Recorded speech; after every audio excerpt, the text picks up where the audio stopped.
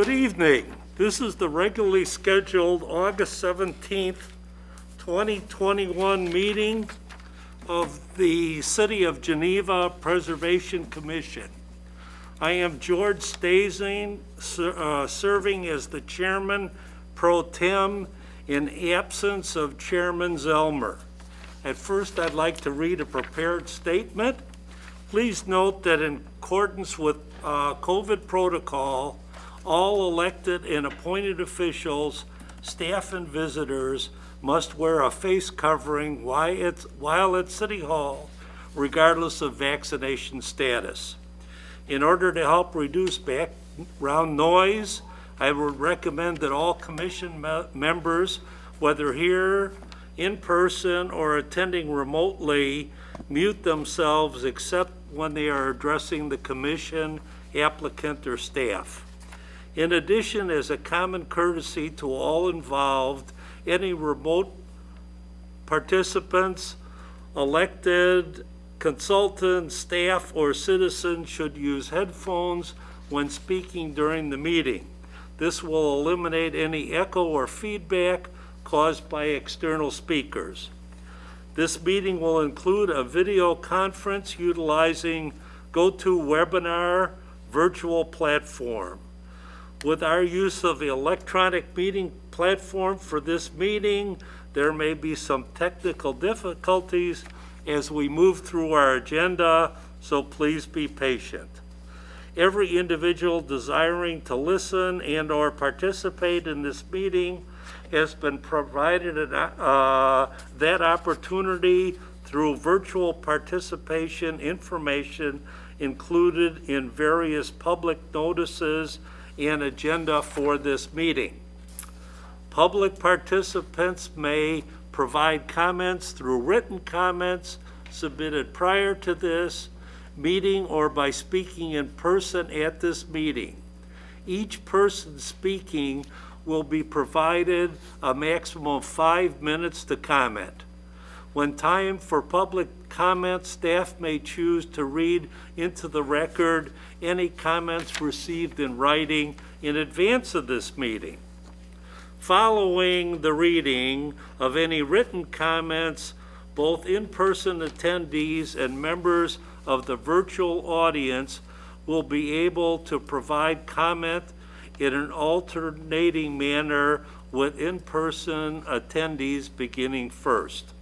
This will allow time for any members of the virtual audience who wish to speak to raise their hand through virtual meeting platform hand-raising feature. Virtual audience members will then be called upon, unmuted, and given the opportunity for comment. After providing comment, each speaker will be muted once again. Please note that there may be a slight delay between becoming unmuted and being able to begin speaking. All comments will be recorded so that written minutes can be prepared for this meeting. Finally, a reminder that all speakers, in person or remote, are asked to present their comments in a respectful and courteous manner. If inappropriate language or comments are expressed during the meeting, the speaker will be muted and that speaker's participation ended. It is important that the items scheduled for tonight be heard to allow for city business to move ahead and continue without delay to enable ongoing development, protection of property values, preservation of resources, and promotion of the city's economic vitality. I now call the Geneva Historic Preservation Commission to order, and we'll begin with item 1, roll call.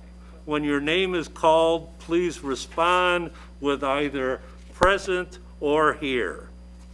Would you please call the roll? Hartman, Here. McManus. Here. Solomon. Here. Jensen. Here. Zinke. Here. Stason. Here. We have a quorum. Okay.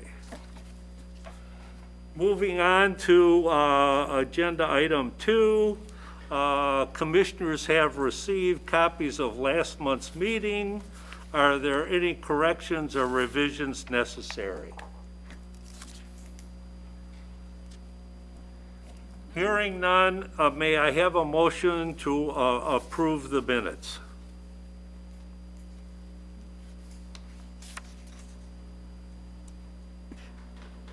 I move to approve the minutes for meeting, July 20th.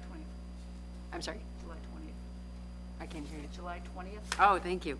I move to approve the meeting minutes yeah. from July 20th. I second. 2020. Yeah, could we call the roll, please? Hartman, Aye. McManus, Aye. Solomon, Abstain. and let's see. Stazen, Abstain? Jensen. I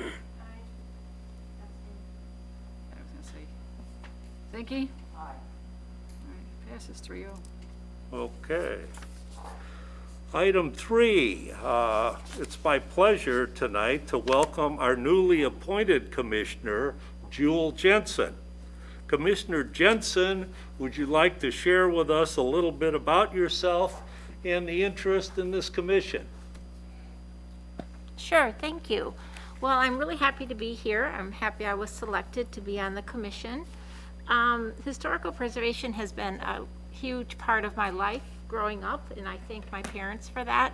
We always lived in historical homes, and my parents were very involved in preserving the historical community that we lived in. I pursued a career in education, and my students were inundated with historical information, but I also found them to be intrigued by that. So that was one of my focuses for teaching. After retirement, we moved to Sanibel Island, and I was involved in the Historical Society as a docent. They have a village there with 9 historical homes from the island that are located in one area, and we were able to docent in that area. I was also on the Historical Preservation Committee for Sanibel Island, which was very interesting. In addition to that, I was on the board of directors for the Captiva Island Historical Society. So from the very beginning, history has been very important to me. I'm new to Geneva, but I'm not new to preserving it, so I'm happy to be here. I'm willing to learn and try and be an active part of this commission. Thank you. Well, thank you, and on behalf of all the commissioners, welcome to the commission. Our next agenda item is our 5-minute field guide presented by Michael Lambert.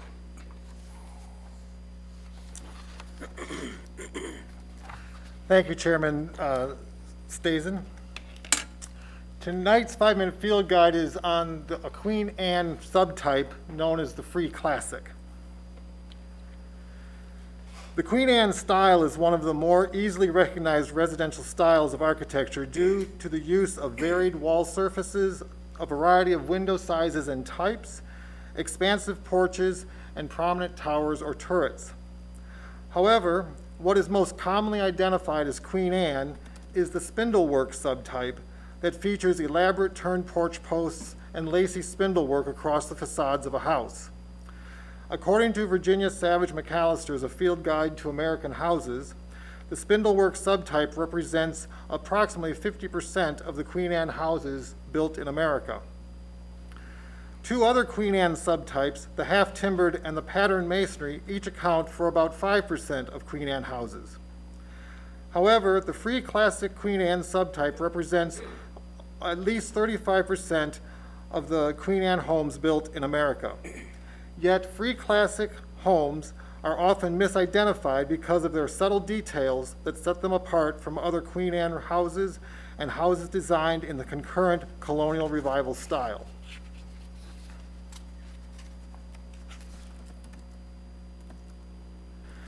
Free Classic houses began to appear around 1890, about a decade after the introduction of the more visually dazzling spindlework subtype. Free Classic houses are considered by some to be the most visually conservative examples of the Queen Anne style, which is noted typically for its variations in shape and decorative detailing. The most recognizable identifiable feature of the Free Classic subtype is the use of classical columns rather than the turned porch post. Turned porch posts became increasingly expressive as the Queen Anne style developed, and the classical columns provided a subdued version of the Queen Anne style. In the Free Classic subtypes, porch columns are often, but not always, grouped in pairs of 2 to 3 columns, as shown in the upper right image. In masonry examples of this subtype, classical columns may be paired with a wide brick pier, as shown in the lower right image.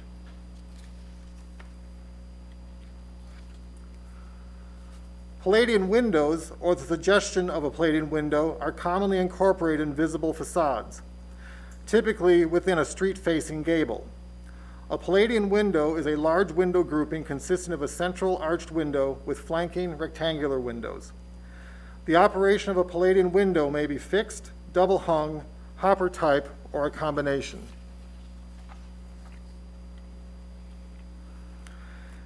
Classical architectural details were used frequently to accentuate the various elements of the asymmetrical facades in the Free Classic house. The use of the decorative details provide visual interest rather than reinforcing uniformity, balance, and symmetry across the principal facade as found in the later Colonial Revival houses.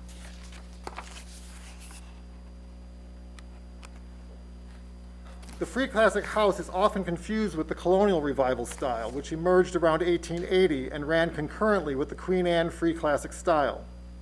However, where Free Classic houses incorporate off-center entrances and random architectural details across their more ordered facades, the Colonial Revival style typically featured central entries and greater symmetry across the principal facade.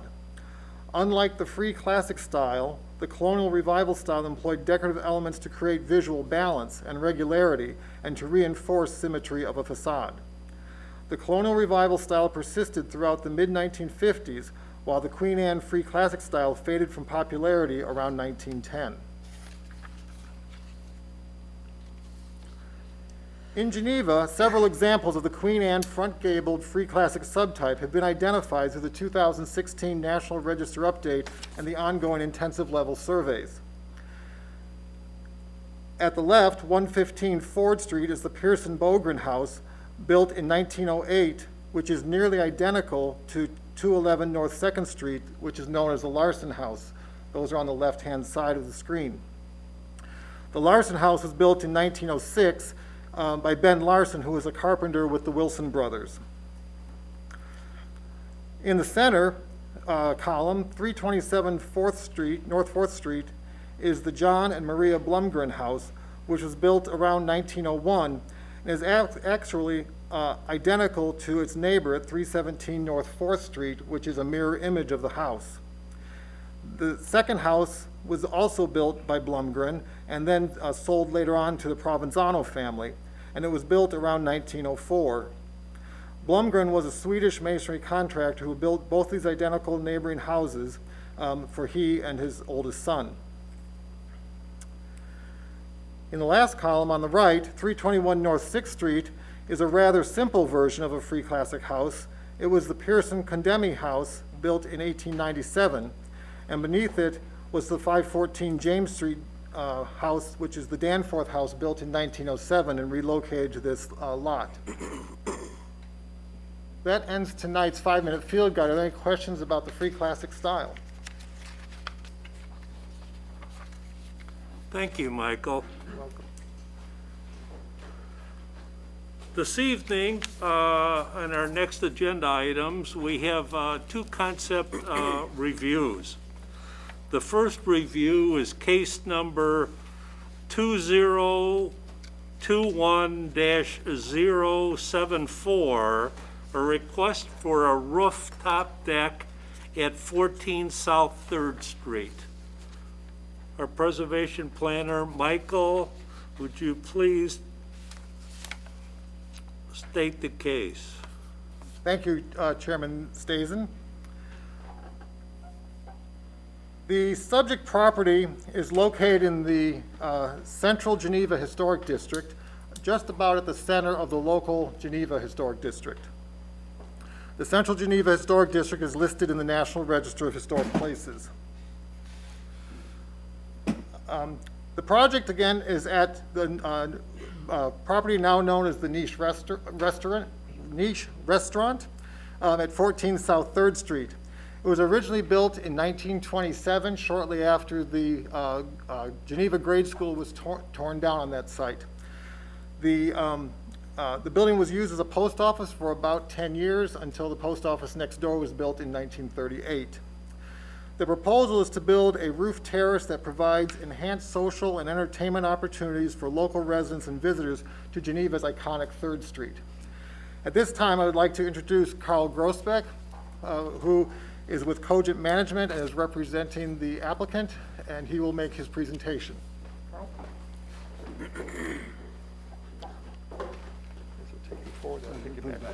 Thank you.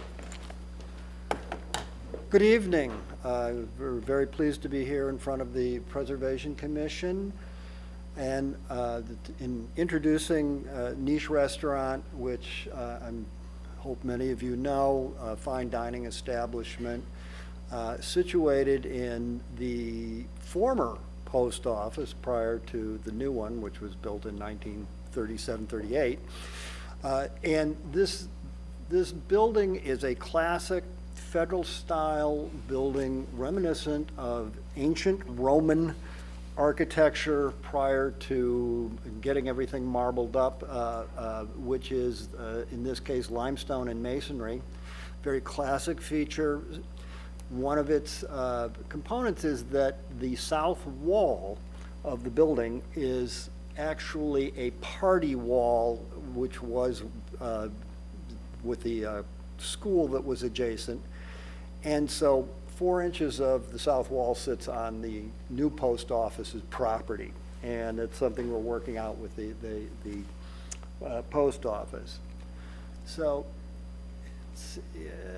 oh, I'm going the wrong way. I apologize. So when you look at the 3rd Street from this angle, you see Niche, and then you see the post office. The chamber building is to the right. If you, am I doing this right?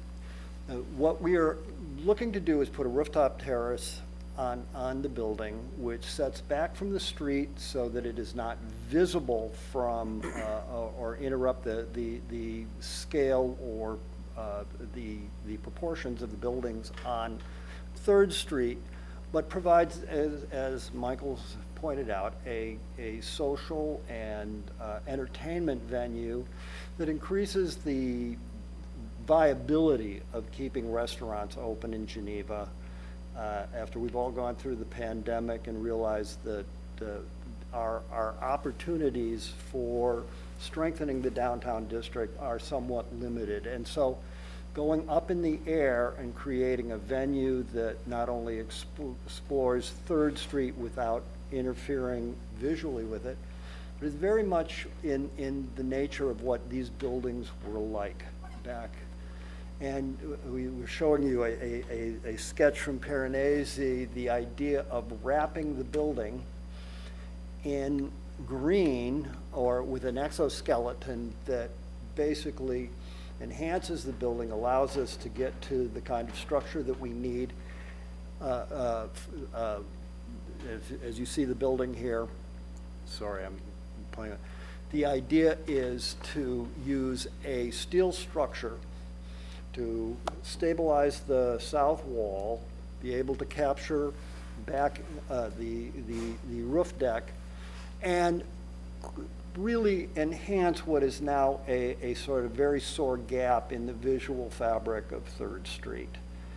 And these green walls now that are being developed, we can do without harming the masonry, which is an important consideration. And it is reminiscent of what this time period, when if you think of the great train stations, you would have a formerly classic building as the entrance, but then you would have a steel structure behind it really being the terminal and where all of the trains came into play. So with that in mind, and this is our very landlocked site,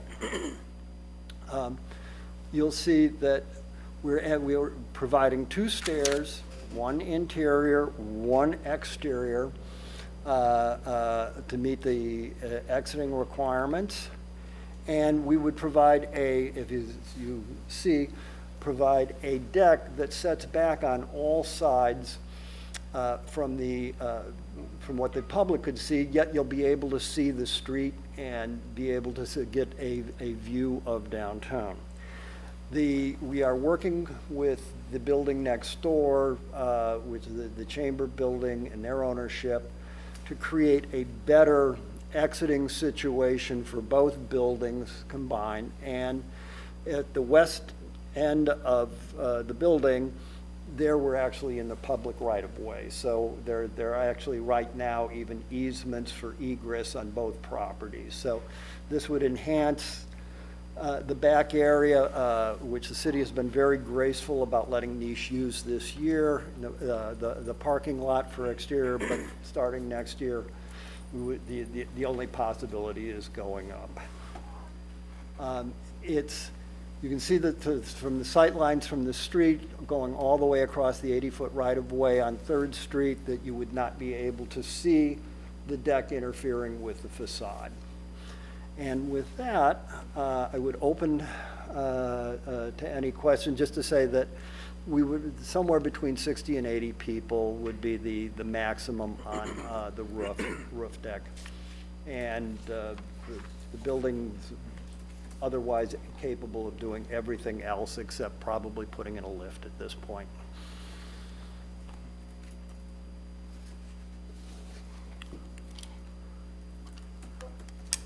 I do have a question. Is that going to be a problem then, because you cannot put a lift in for handicapped accessibility? Technically, under the National Park Service rules, there is a provision that for a historic structure, if there's a structural impracticability, we would not have to, we feel we would not have to require a lift. We also make several other concessions in the code to allow gurneys to be taken off the roof with a wider, one of the stairs would be an actual 48-inch stair, bigger than required for exiting, but to be able to turn a gurney off the roof if in an emergency. And there are other outlook issues that we would pass very well with the fire department. So we still have a lot to discuss with both planning, fire department, and the building department on moving this forward. Assuming that this actually happens, would you also be serving people on the inside of the building at the same time? Yes, oh, absolutely. This would be a limited cold menu on the roof. We're not going to try to move a lot of food up and down, as I understand it from the owner. So that you're saying there'll be a different menu for the roof area. Is that what you're trying to say? Most likely. Yes, I see. We have a limited number of cold items upstairs and cocktails, so. I see. So there would be coolers up there, but no. Excuse me, Andrew, would you please come to the microphone so we can get you on the video? Thank you. I'm sorry, yeah, the plan would be to have a limited menu, cold items and cocktails. So if someone would want a hamburger or a steak, they would go downstairs. So different menu in that regard, maybe a little bit overlap, but not a lot. Ma'am, what is your name? What is your name? Andrea Redmond, Okay, and you are, I own Niche, Okay. the restaurant and the building. thanks. Thank you. And then I'm also assuming that you're not planning on putting umbrellas with the tables? Certainly not within the sight line. I don't think we've got quite that far. We would have covering over what would be the bar, probably some kind of a sail type thing, like even the St. Charles pool. Yeah. You see those kinds of things. But I don't think we would have a lot of umbrellas up there. There are issues with wind and, maintenance. Just- Okay, thank you. Commissioner Zinke, if you look at the drawing too, you'll see that they do show some kind of a tent structure over the bar, but it's again under the red line, again respecting the sight line from across South Third Street. Okay, but I don't know which of those lines represent the bar. Which is the What bar? I'm saying is that it looks like a tent structure, that little. See that, swooping- it that's- Oh, I see. It looks like this? Yes, and then Oh. underneath that, you see that. I Yeah, see. and this is really a conceptual review. There's a lot of detail Mm-hmm. of that course. has to come back to you. Yeah, of course. Okay. All right, thank you. So does this plan at all affect the original facade of the building? Does that stay intact? The original facade is completely untouched, with the possible exception of, we'll look at the lighting, Okay. which isn't historic in this case. We would want the building to really shine out as well as the city would allow, and the Park Service would normally look, how they would normally look at it. Okay, thank you. May I also ask, what are you intending to plant that will cover the wall with greenery? There are let me, if I can get back up here. This is a very recent project that our architects did. And that is all 12-month planting that actually really comes from, we'll call it trays that ivy up the walls and on what is called swage wire or aircraft cable. And it would be a permanent, for all practical extents and purposes, a permanent green facade, obviously detailed, so we would express the steel verticals, but it's actually freestanding even from the wall. It's kind of pulled out. We're starting to do a lot more green. So this is wall. live greenery, Live greenery. and how are you going to be watering it? It will be we're going to try to take basically all the condensation water that now drains into the parking lot and reuse that. We can't really do a complete LEED certification of the building because we're not touching really anything on the inside. But we can do certain conservation elements that are part of LEED to keep the plants water. We do that a lot now, especially with a lot of cooling, which restaurants have, so you have a lot of condensation water. Okay, thank you. Any other questions or comments from the commissioners? I like the idea. Well, I would like to, if possible, could we go back to your rendering? Absolutely. I think. This? Yeah, well, yeah, that'll do. Okay. The first comments I heard you make is about the classical character of the building as it exists, which I certainly agree, and you had the nice photo of the front elevation. When I look at that rendering, it really doesn't, in my mind, show anything but greenery on the roof. We saw a tent-like structure on the drawings with a sight line, and I would just like to see how the character of what is proposed blends with the classic style of this elevation. The other thing is I've seen Roman ruins all over the world, and I don't remember any iron in any of these structures. And what I can't tell from this, are those channels? Are they wide flanges? Are they going to be painted? Is this a Corten-like product that's going to oxidize in time? And from the drawing, it also looks like that they're almost attached to the existing south wall structure.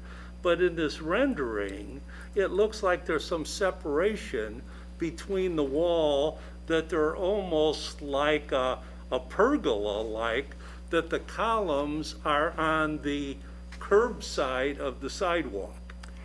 So I'm a little confused on all these areas. It's steel channels. They will be attached to the masonry coming through the wall. There'll be connection. The perspective is a little bit off in that that's supposed to fit into the edge. There will be a steel channel running along the base that will pick up the foundations below. We're looking at Core 10 steel right now as one idea. But to go back to the comment about not seeing, it's not a pergola, but seeing the rhythm of vertical columns and framework. This building was possibly built originally in 1914, 1915, we're not quite sure. And at that time, you would have had a classical facade if it were an independent building, and you would have a classical facade, but there might have been then a steel structure, an iron structure behind it that would have been more of the utilitarian part of the building. So that's why the verticals, right now they're spaced at 12.5-foot centers, but the idea is it is a reflection being built in its own time, which is a part of the national standard rhythm. The idea is that this will enhance the visual impact of the facade on 3rd Street while calming down what is a terribly sort of shamble of a wall because it was an interior wall. It was never precisely built. It was this building and the school next to it shared that wall. So is that steel structure, is that even with the face of the building? It is even with the face of the building, and it would be project about somewhere between 4 and 6 inches in total, depending on what we end up with as channels. Could we go back to the photograph of that east elevation? Wait, apologize, going the wrong way again. There we go. Or do you want this? There, yeah, okay. I'm just, again, and I can't let it go here. I see capitals on those columns. I see some shape and some structure to them. I see that they're anchored with a base on the bottom, and then I go and I see exposed iron channels on the side, and I'm really struggling with that if we're trying to preserve the character of something, it doesn't have to be identical. I understand that, but it to me does not enhance the character of that existing elevation at all with the shape of the elements. Now, you mentioned earlier, if it did in original construction, they would have been cast iron. We see a lot of those elements along 38, but again, they have some character to them, and I'm just really struggling with the utilitarian kind of industrial look of exposed iron channels on a building of this nature. Well, the idea of the exoskeleton, which is what it is basically an outside skeleton, Right. is to be able to pick up the idea of the same rhythm of the columns that you see that are decorative vertical classic columns, we can't reproduce those columns with, I understand with that. any kind of accuracy. So the use of steel, but picking up the horizontals and picking up the vertical character, we think actually is representative of what, not only the time period that this was built, but also today as we approach, how to preserve these buildings without impacting them structurally in such a way that, we have to modify them terribly on the interiors, and which we do not want to do. One thing I'd like to remind the commission on is, again, this is conceptual, and they brought this forward at this very conceptual stage to Right. get your comments so that they can work out the details. So Right. again, there are many details that they're still working through. It's the concept of the exoskeleton and the green wall and the idea of the roof terrace. So those is what they're trying to get to tonight to make sure this is something they should move forward with and work out details, possibly alternates to answer some of the questions. Well, what I'm struggling with is to comment then on things that may change. It's irrelevant then as to what our comments are if this is not the final concept. And I'm very interested too with the triangular pediment up there from any distance directly across the street that may mask whatever that roof structure is over the bar area, etc. But from a slight angle to the southeast, you will be able to identify that pediment with whatever's behind there. And I'm really wondering how those two will mesh.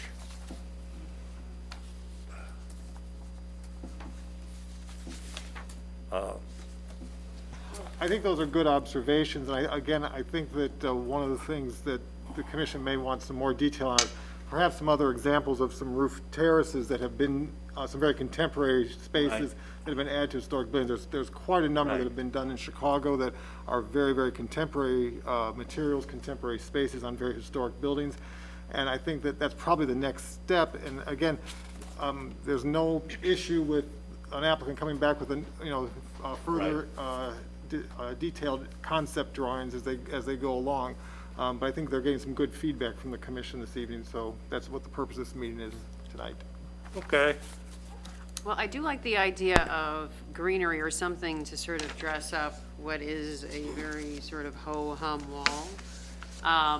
I think that what I struggle with a little bit is the fact that the addition is also trying to match the rhythm of the facade. And a lot of times when we're talking about additions, it's making it, fall back a little bit and become not part of that initial view and obstructing what is the historic face of the building. So to me, it's almost like I would feel better about if it was pushed back a little bit and wasn't trying to match that. I don't know. Well, there has to be a transition after the first, if I can go back. Is it a structural necessity? Well, it is an absolute structural necessity that something has to happen there. I'm sorry, what was the structural necessity? That we stabilize the wall and we pick up a lot of the weight of the deck off that wall. It's an old interior wall. Okay. Even at a 12-inch masonry bearing wall, it has some capability to it, but the weathering side of that is not great. So we're picking up the weight in a composite of the masonry and the steel. Okay, so stabilizing the wall is a structural necessity, not necessarily is that the only structural solution. Just about the only structural solution. I disagree entirely with that. I apologize, but it's just our view of how to do it appropriately. George, you're an architect, what would you And suggest? structural engineers. Yeah, what would you suggest? Well, What other I'm not choices? designing it. I know. But I understand the need to stabilize this if you're carrying the load, particularly off there. But you could extend with masonry. You could do a variety of different things. I am not really buying into that these channels are the only design solution to stabilize that structurally to begin with. And so I guess that's where we disagree.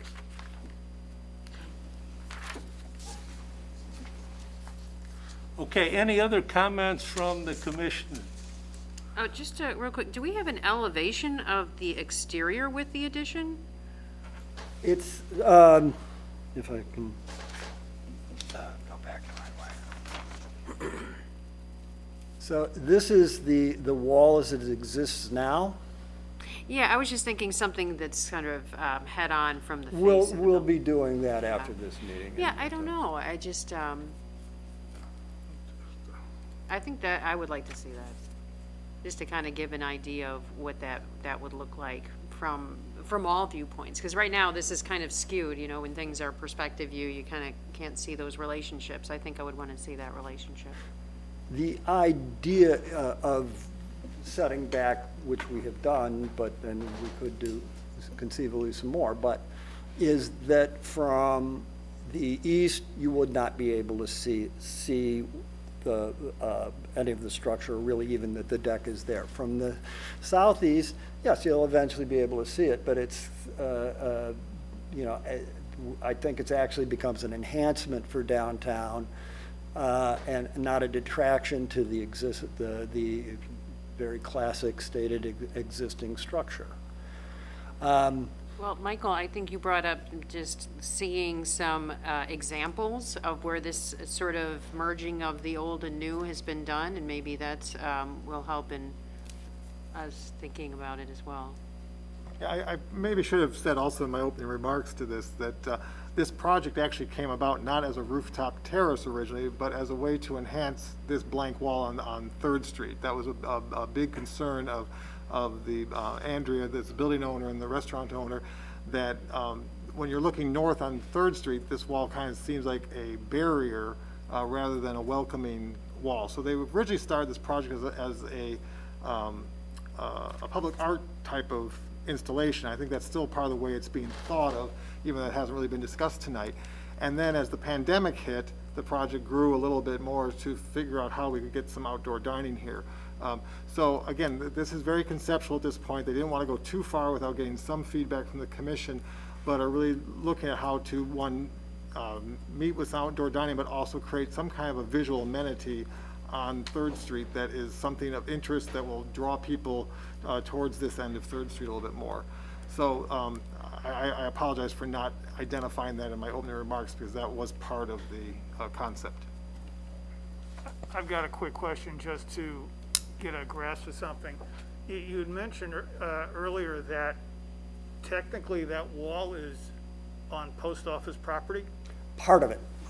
It's, what happened was, back in the day, these walls, you know, everybody wanted to be as close to the main street and with very tight, a lot line, would share walls, common walls. Yeah, no, I get it. Yeah. So This is 4 inches of this 12-inch wall are on the post office side of the property. There's a party wall obligation for both parties then to take care of the wall.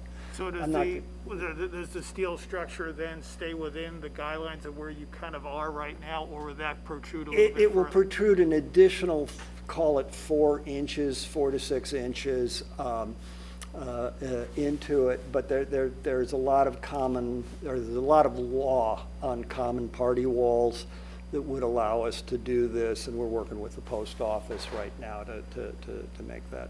But because of that, I'm just, you know, once again, I see where you're going. Like I said, I'm fine with what I'm saying, because I also think I understand where Commissioner Stason is, that, but if if you're kind of already over the property line, you know, as far as securing and stabilizing that wall, your options are limited without really moving into post office property. Going over 4 inches is one thing, but if you had to build That's why everything kind has of to, columns, it could have to go over a foot or two, which would probably be, the US Postal Service would probably have a problem with that. yeah, I would, Which is why and I'm guessing this is why you were using steel yes. rather than something else. Okay? Any other comments from the commissioners? I'd like to open this up for public comment at this point in time. Do we have any members of the public in attendance this evening? Nope. Do not. Do we virtually? Are there any attendees attending this meeting virtually? No, sir. None? Nope.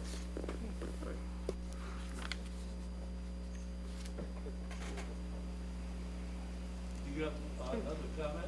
I just have one other comment, only because I'm relatively new to Geneva. I'm not really sure if there are any existing rooftop areas of historical buildings in the Geneva area that could be looked at. I don't think so. Not aware of, there are some vertical porches, I can't think of the name of the Mexican restaurant that's a couple blocks to the south. But, and there's one on State Street that's east, that's a little, it's a steel structure that's more or less a deck. It's not a rooftop per se. And so find a lot of them downtown now in Chicago and in some of the surrounding suburbs.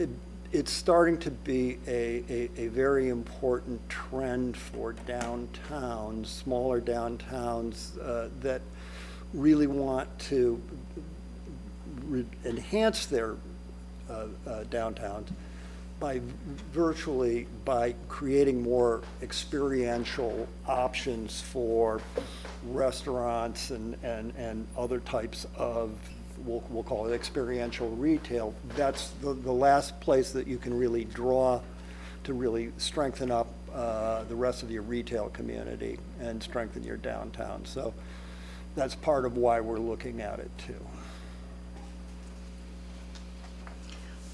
Michael, I'm not sure that if I understand this correctly.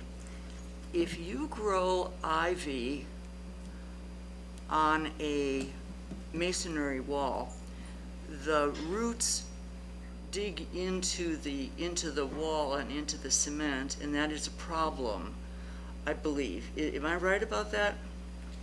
Yes, you're correct. You really don't want to grow vines directly onto a masonry wall because it will destroy them. Even a very lightweight vine will do damage to mortar and brick. But again, they're describing a system that will hold the vegetation off the wall slightly. Off the walls, yes, yeah. How are you gonna find an ivy, I'm a gardener, how are you gonna find an ivy that will not, that the wind is not going to push the roots over to the brick? That's the same system that's used on this slide. This is just this is just built within the last year and a half, 2 years, I think. And the same thing. Nothing's touching the wall. It really is held out, and it's some kind of varietal ivy that they're making out. I'll try to get the information to Michael so he can pass it on. I think the issue, though, is how do you prevent in the future?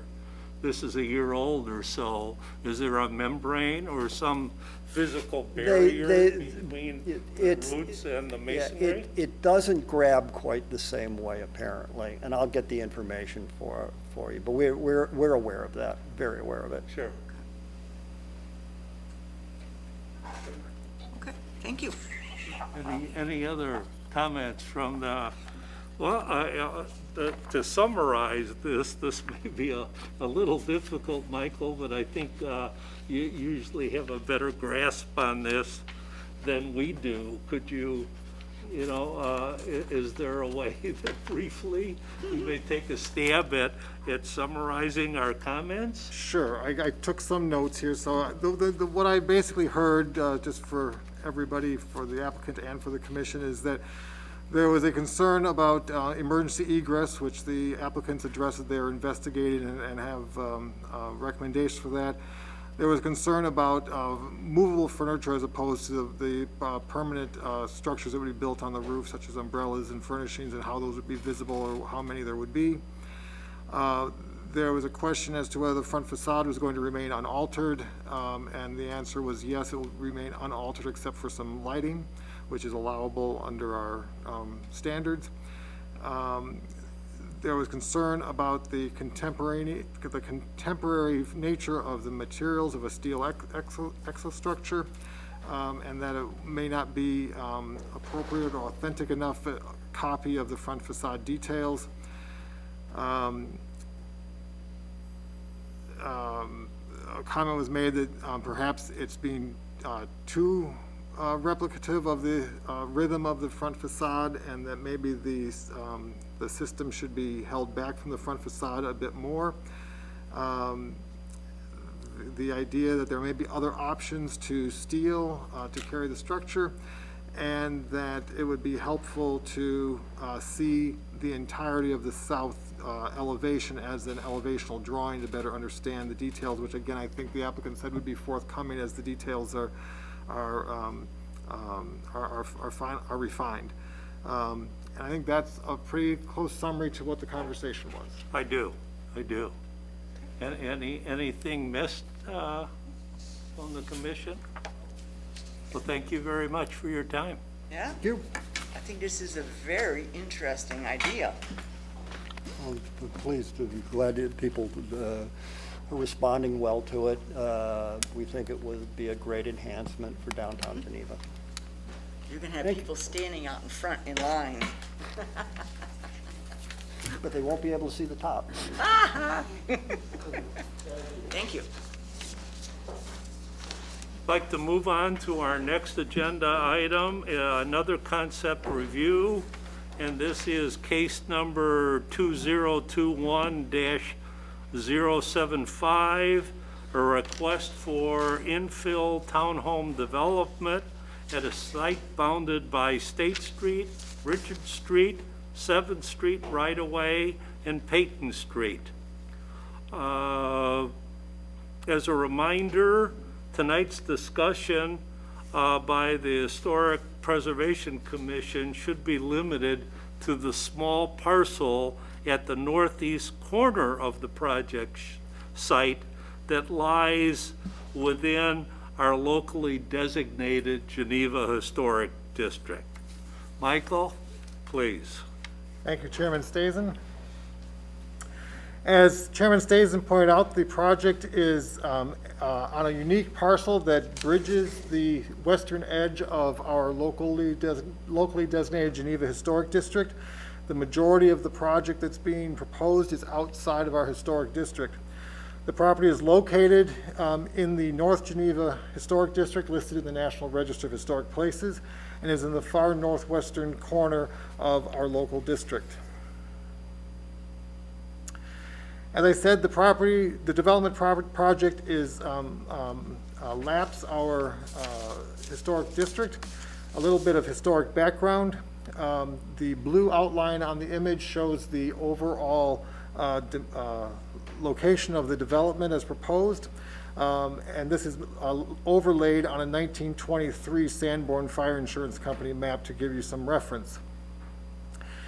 The outline in red is the property that lies within our historic district that's included in the development parcel as it was configured in 1923.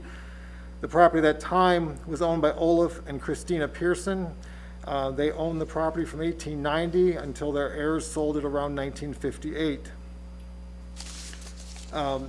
The portion within the project area, within the blue border, that's the Pearson property, was sold off in 1927 to the Hogan's family, who operated the Geneva Organ Company.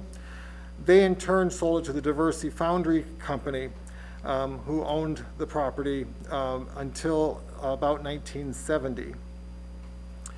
The yellow portion then, that's a very light yellow on the overhead, is the actual project area today. So it incorporates part of the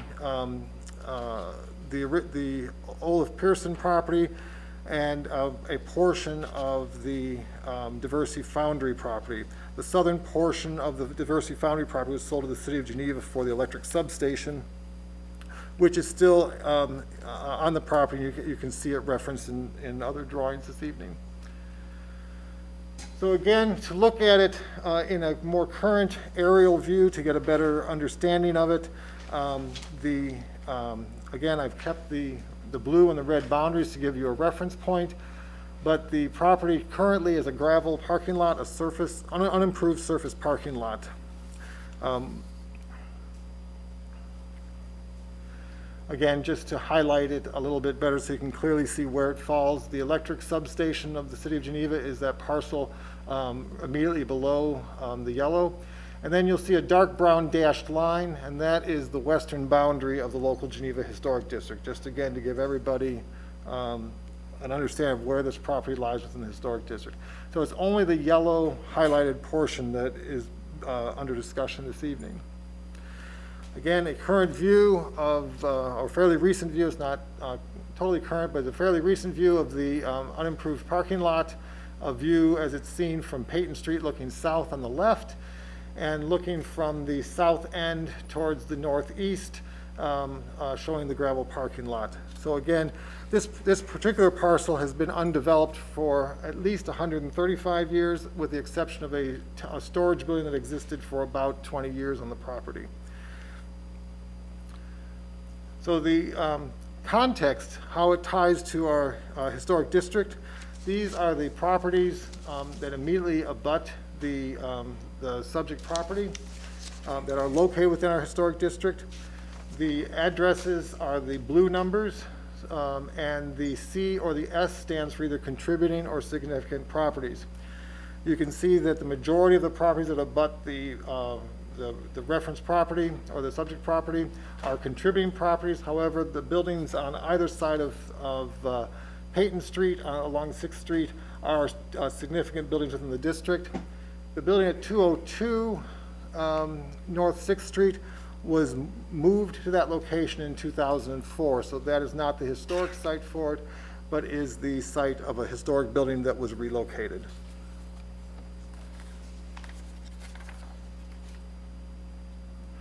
Again, this is an artist rendering of the proposed overall development. And again, the area of concern or the area of our discussion is the area highlighted by the red circle. You can see that the large portion I've masked out in blue is not part of our discussion this evening. That's the larger parcel of the project. I've put this slide together. This was also in your agenda packet, but these are the development objectives. There are 2 of the 5 goals that are identified in the Downtown Station Area Master Plan that pertain to historic preservation review as far as new infill properties within the historic district. And the design guidelines for historic properties, which was adopted by the City Council, identifies one major goal of how infill residential buildings should be designed, and the guiding principles that guide those, should guide the design of those properties.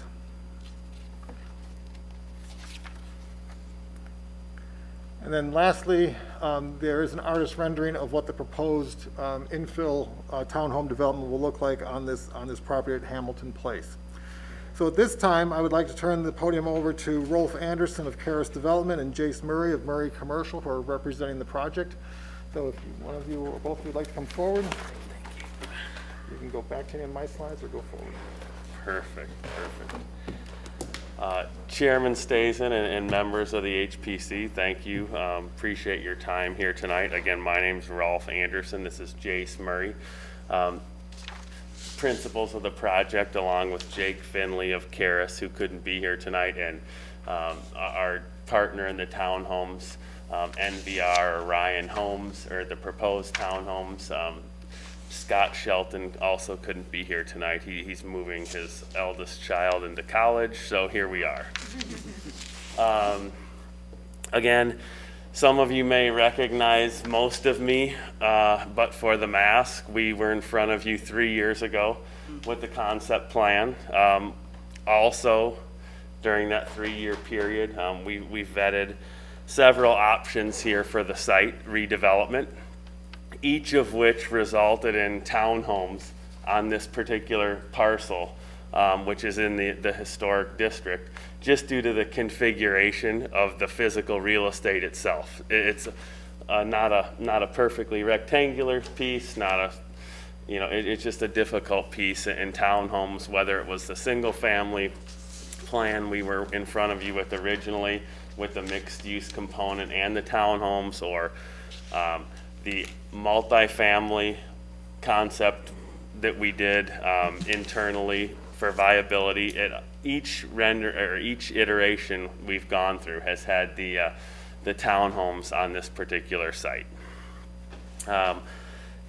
We've had a lot of different conversations with regard to the project, which is, again, larger than the subject parcel in the historic district, but nonetheless are here tonight with the concept plan for HPC input, as we understand how important that input and feedback will be as we push the project forward.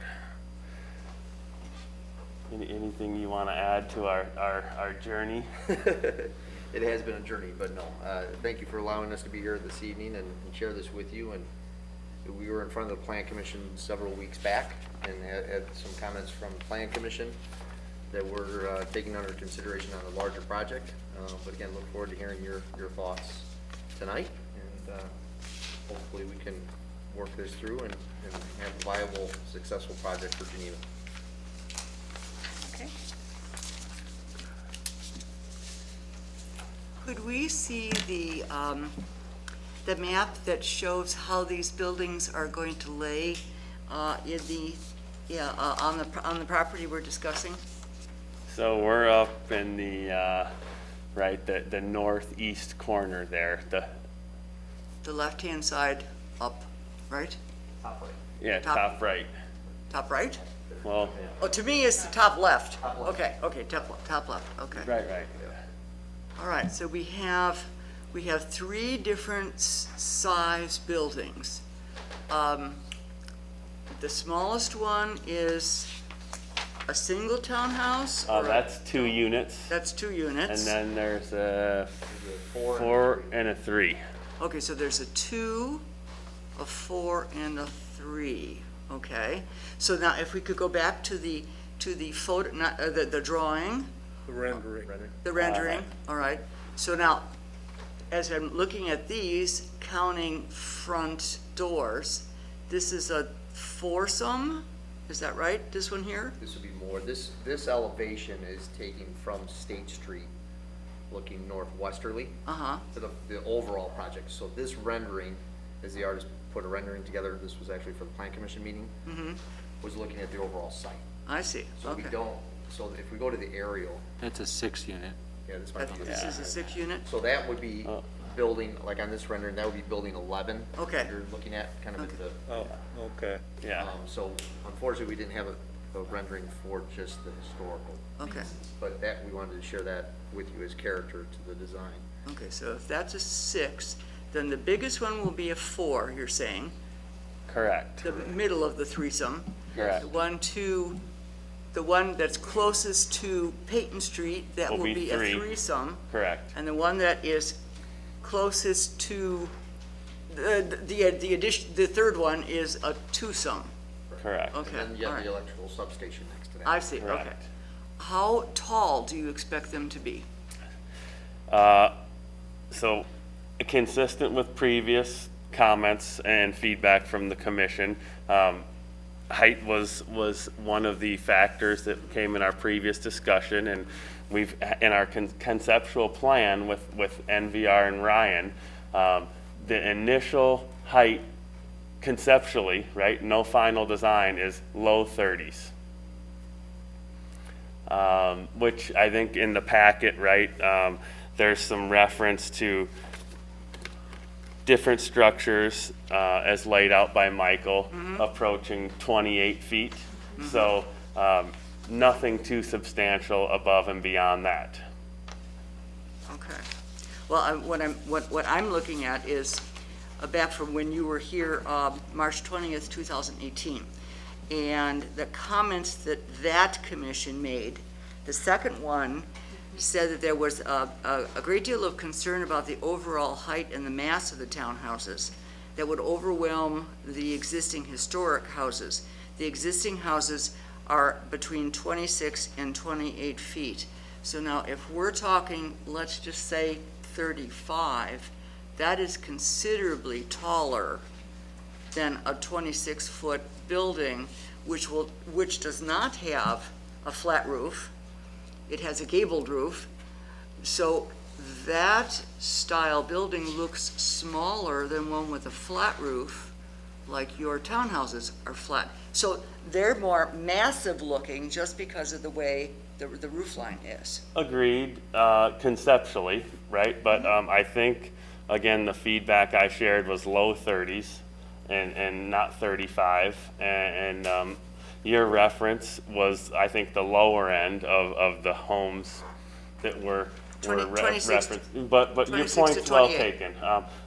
I believe, and I'd have to go back to my notes, but in the past, we were over 35, and we were even discussing the 40-foot range, which had not been done, and that was significantly reduced in the previous plan. So we've taken that feedback from the commission and now provided that to our partner, and that's how we've gotten in the low 30s. Okay. So you're saying low 30s, okay.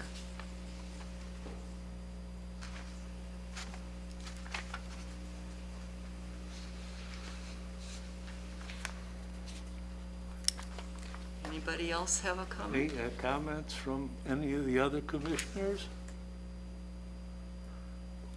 I do have one, I guess it's a question, but because of the presentation, it's probably multiple parts, but, and I don't have the answers, so I'm not, but Michael introduced a very interesting document. Could we go back to pages 6 and 7, Michael, on your presentation on the goals, planning goals for the subject property? And from my perspective, my role as a commissioner is this is what it's all about for me in terms of character and not necessarily that we're going to clone everything we see, but character of as a whole of the surrounding area as opposed to just adjacent property next door. And I think these points are very interesting when I look at your elevation, and I know it's the elevation from the other building, not particular this one, but I would like to make sure, or at least understand from your perspective, when I look at that elevation, how that possibly meets these particular goals. Because I do see, just initially, you've looked at it a lot longer than I have, but just initially, I guess I have some concerns with some of these at that particular elevation that they may be in slight conflict. And George, would you be referring to the section that says compatible with the architecture of the historic houses? Well, that would be one, and the mass height of new residential buildings, which is the second one, a bullet point down, and utilize current architectural styles. Well, new is fine, and that could possibly be with your flat roofs. But, you know, all of the massing, form, style, I just, but since I didn't do it, I would like to hear your comment on how that may meet these particular goals. Well, again, this is a conceptual plan. Okay, Everyone right. wants a picture, right, Right. to present. Right. So, you know, our partner is a national builder. They've got different styles. Sure. There's a lot of decisions to be made and Okay. designed to continue. Okay. Certainly, our goal is to check as many boxes as we can along the way. You know, I think encouraging a diversity of residential development, right? And you know, there are certain things in the downtown the authentic character of downtown, where I think that's the beauty of it is not everything is going to be the same, right? It's not all going to be a limestone building with masonry. So any infill site, particularly one here with the site challenges, which Sure. you may or may not be aware of, but there's several different electrical feeder sets of infrastructure to be relocated, dealt with. You know, it's just an infill site that presents some challenges, and we have vetted several other types of development as referenced, and a townhome development is the best fit that works, while, you know, again, conceptually, we may have some work to do as far as checking a few more boxes, but the intent is to do so. Okay. Well, without any specific comments, I guess as a more of a generality, I would Understood. like you to focus your attention on these particular areas. But I do have one other question. Even though the major portion of the development falls outside the historic district in our particular purview, I understand with materials, it is economy of scale and the ability to utilize design for floor planning and whatever, but do those three structures on the parcel in the district have to replicate the rest of the development, since there is some separation there because of the railroad tracks? And that's probably a discussion for our partner. You know, they've got a model that they roll out on sites, but duly noted, and it's a discussion that we can have. There are And different maybe facade a treatments. compromise to help you meet some of these goals. Understood. In one particular area, not necessarily needing to meet those in the other. I got a question. Could you bring up the picture, I think it's the next one? Well, okay, that one will work too. Site plan or the rendering, Do elevation? you have the overhead rendering? I Yeah, don't So think the so, other do we? Michael had it in his, Okay, don't worry, Yeah. you can just go to concept. Oh, Okay, there we you go, there we go. Okay, I guess the only, my observation is that if you look at the primary area, everything is kind of laid out very straight proportionally, you know, there's a method behind the madness of how the buildings are laid out there. In the area that we're concerned here, it looks so like that these three buildings were kind of stuck in a way that they could fit. Not necessarily the way, you know, it's like, okay, we're gonna put 3 here, we're gonna 4 here, all right, we're gonna squeeze these other 2 in here right next to the substation. You know, so this way you could get maximum amount of townhouses, and I get that point. Yeah, again, this site, its challenges, density is super important.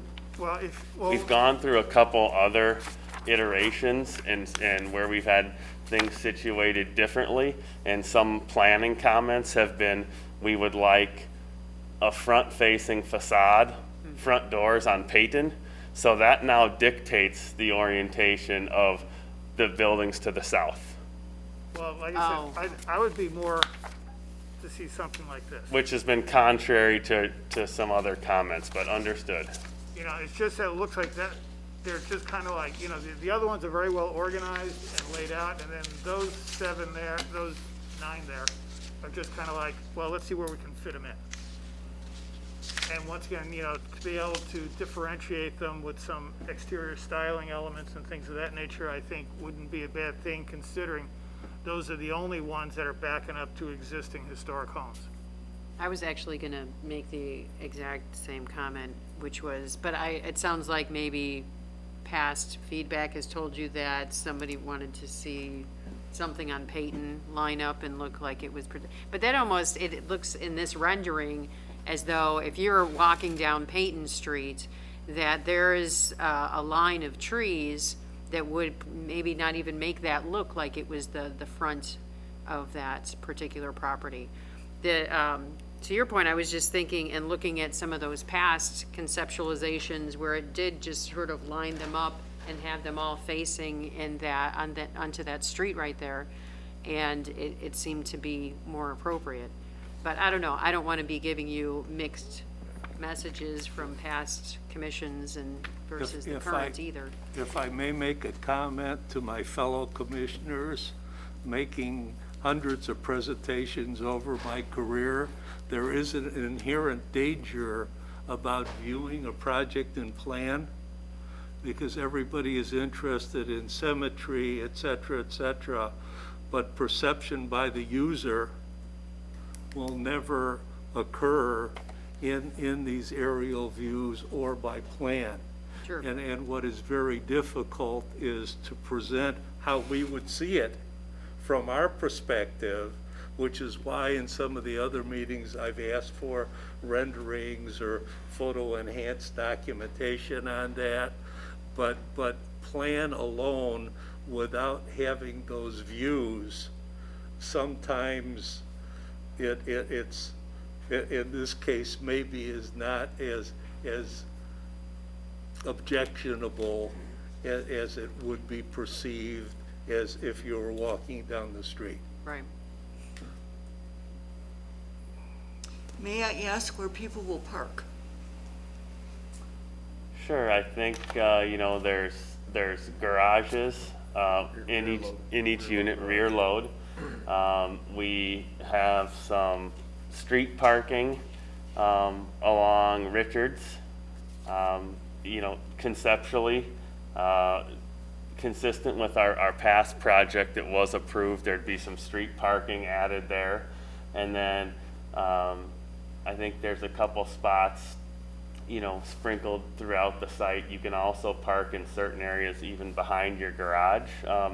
We had different conceptual plans, and feedback was we overparked it. We'd like more green space. We'd like more of an urban feel. So this plan was a product of some of that feedback.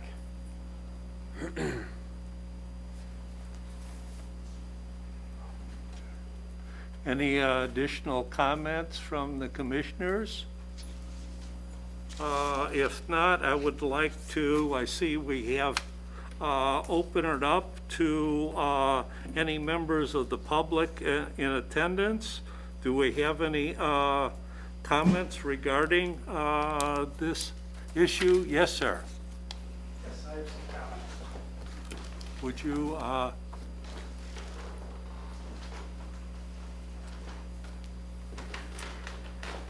Hi, my name is Jamie Dwyer. I live at 128 North 6th Street. You've got a picture of my house there somewhere. First of all, I'd like to say I've been here a long time at that address, so I've seen all of the stuff come through. Most of the neighborhood is happy to see anything happen back there. So just so long as you know, that's my first statement. The other one is, through all of these meetings that I've been through, and I've got lots of files, the biggest question that most of the people have had is height. When you live on 6th Street, if the buildings are 3 stories tall behind you, you're not going to see the sunlight much. That's why I was a little disturbed about these buildings coming in again at 3 stories. There was talk earlier about some transition. Is there a way that maybe those 3 units or the units that are on Peyton Street can be 2 stories and then transition to the 3-story? That's one suggestion. I don't understand why they're 3 stories either, because most of the people don't want to walk up 3 flights of stairs. But all of these are going to be, apparently 3 stories. The other question is now, from this view, it looks like all those telephone poles, all the electrical is going to be buried. Is that true? I mean, Well, again, this is a concept plan, so those poles may still be there? where we've got different plans to show Okay. different solutions for the electric. Okay. And the other one is on the Peyton Street setback, it looks like this plan says it's 20 feet. This is the only one that I've seen so far out of the 4 or 5 that actually has that many units on this piece of property and that less of a setback from Peyton Street. So I guess that would be my biggest comment is it seems like that is pretty dense for a small piece of property. And also, I don't think, does anybody live in this neighborhood?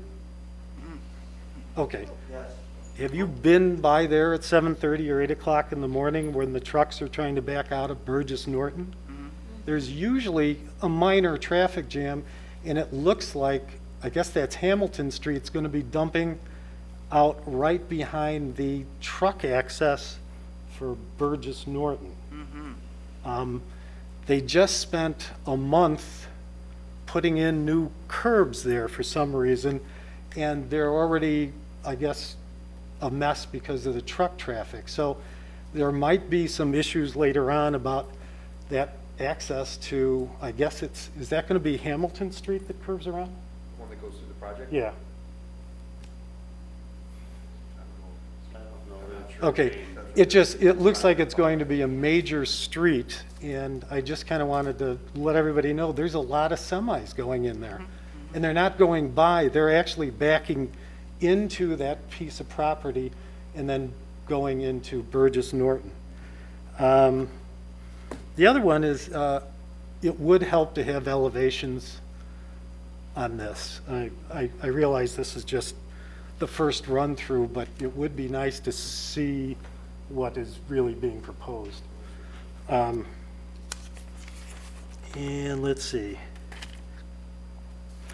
Other question, zoning and planning got 2 different elevations, 2 different design buildings on this.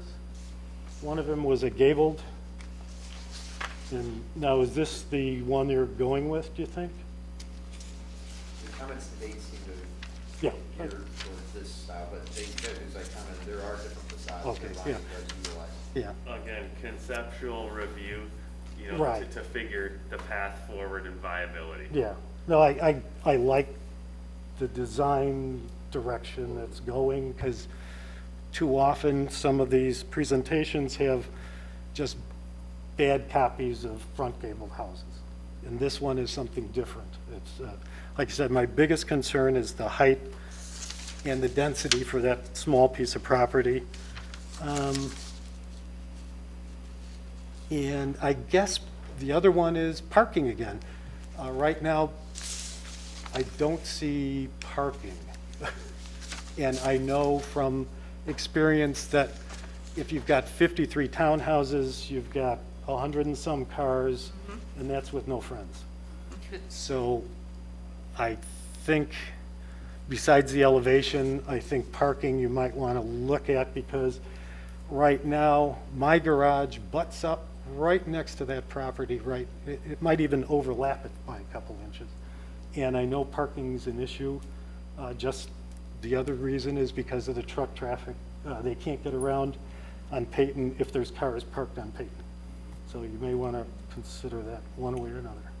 Again, following directions from Okay. previous comments. Okay. Excuse me, sir. Yes. Based on my pre-read statements, we are limiting public comment to 5 minutes. I'm done. So I would ask you to summarize. Thank you. I think that's it. Thank you. Okay. Thank you very much. Anybody else in attendance that would like to make comments? Again, do we have any virtual attendees requesting comments? No, sir. Okay. From the commissioners, any other additional comments or questions based on these remarks? Well, I guess I would hope that you two as representatives for the applicant, that you would look at our packet online, and you would look at page 6, where it says the summary, HPC comments regarding previous development proposals. The first 6, I know that I would be very concerned about. I would believe that several of my colleagues here would also be concerned about. And I would hope that you would take these comments from previous conversations to heart if you are wanting the HPC to give you approval for this. So this is page 6 of 7 in our packet, which you can access online.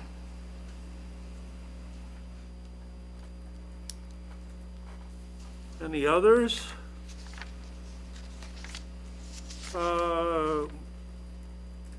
From our presenter's perspective, do you have a kind of a grasp on the direction this commission is going at this time?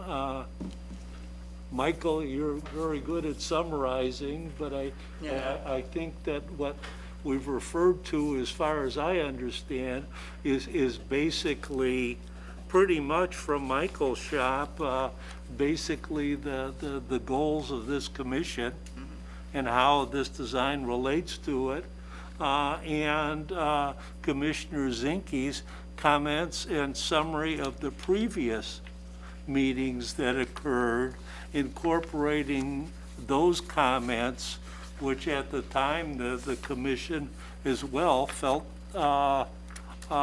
strongly about.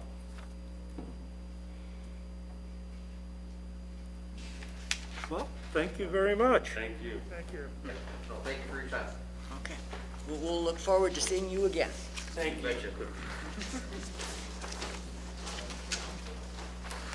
Okay, item 6, Secretary's report, staff updates. I have no report this evening, Chairman. No report. Oh, that's Good. amazing. Okay, new business.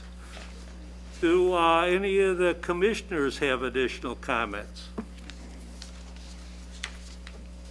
None? No? And based on my observations here, I will ask if the public has any additional, we may have some virtually. None? No other members of the public in attendance? So on that, is there a motion to adjourn? Motion to adjourn. A second? I'll second. All in favor? Aye. Aye.